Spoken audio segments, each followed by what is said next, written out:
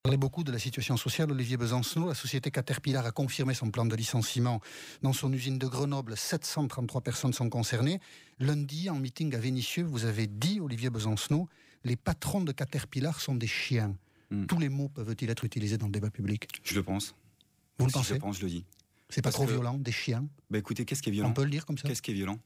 Peut-être que le licenciement est violent. Peut-être 733 personnes qui vont rester sur le carreau, mais qui en plus, et c'est pour ça que je l'ai dit, se sont fait balader par la direction de Caterpillar, qui a fait croire à tout le monde, pas simplement aux salariés, pas simplement aux organisations syndicales, mais à la société tout entière, puisque tout le monde, toute la population avait les yeux braqués sur Caterpillar, qui avait des négociations. Résultat des courses, à la fin, on retrouve exactement la proposition de la direction du début. Ça n'a rien changé. Et en prime, il y a 19 salariés qui risquent de se retrouver sur le carreau sans rien du tout. En gros, les meneurs. C'est pour ça que j'ai dit ça à ce moment-là, parce que je le pensais. La contestation est une chose, mais qualifier des gens de chiens, c'est quand même terrible. Écoutez, des personnes aujourd'hui qui touchent des subventions publiques et qui ferment des entreprises, moi, je ne sais pas comment vous les appelez, mais pour moi, c'est cela, oui, absolument. Maintenant, je suis pas dans l'invective. Ce qui m'intéresse, c'est de trouver d'abord et avant tout des solutions. Vous êtes sûr?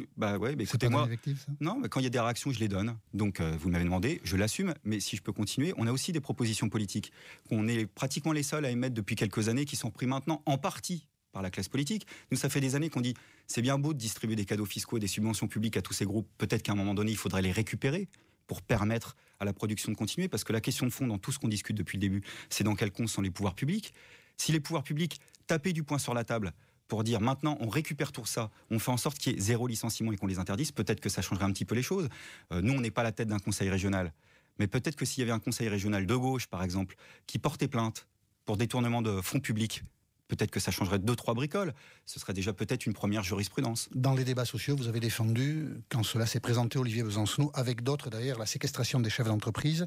Geoffroy Roux de Bézieux, qui est lui-même chef d'entreprise et patron de l'UNEDIC, disait ceci, il était l'invité d'RTL il y a 15 jours. D'une part, on comprend l'extraordinaire détresse des salariés, mais de l'autre, rien n'excuse jamais la violence, parce que on commence par des séquestrations, et puis ça finit, on tire sur Georges Besse, c'était il n'y a pas si longtemps que ça. Votre réaction ? Sans commentaire, c'est décalé, c'est déplacé.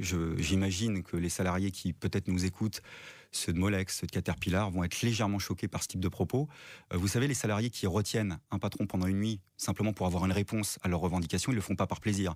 Parce que la plupart de ces salariés-là, les ouvriers dont je parle, en général, leurs patrons, ils n'ont pas tendance à vouloir trop les voir en ce moment. S'ils les veulent, c'est simplement pour avoir une solution, une issue à la crise qu'ils connaissent actuellement. On est dans un pays où la loi fait que des groupes multimillionnaires peuvent licencier et des salariés qui retiennent leur patron n'ont pas le droit de le faire. Je pense que la loi est mal faite. Donc je soutiens tous les salariés aujourd'hui qui résistent, quelle que soit leur modalité d'action. On risque de voir des actions déraper dans la violence? Non, justement pas. On focalise sur les séquestrations, mais aujourd'hui, il n'y a pas que des séquestrations. Il y a des salariés qui choisissent des occupations, des grèves, des manifestations. Moi, je pense que toute la gauche devrait arrêter de s'excuser de soutenir les salariés quand ils résistent. Le problème, et vous avez raison de le souligner, c'est qu'aujourd'hui, on a une multitude de conflits locaux extrêmement radicaux, mais si tous restent éparpillés, en effet, ça pourrait mal terminer. Et c'est là où la gauche sociale et politique ensemble a une responsabilité, c'est-à-dire de combiner à la radicalité l'unité. Concrètement, unifier toutes ces luttes-là pour donner une perspective constructive, parce qu'en effet, sinon, ça pourrait terminer très mal. Je pense que ce qu'on a vu à Continental, ça pourrait être que le début. Et je pense que si on fait rien concrètement, ce qui va se passer dans les entreprises, c'est concrètement ce qu'on aura peut-être connu dans les quartiers populaires en 2005, et on aura le même débat avec le même bal d'hypocrites qui vont dire pourquoi on en est arrivé là et quelles solutions on pourrait trouver. C'est maintenant que ça se passe.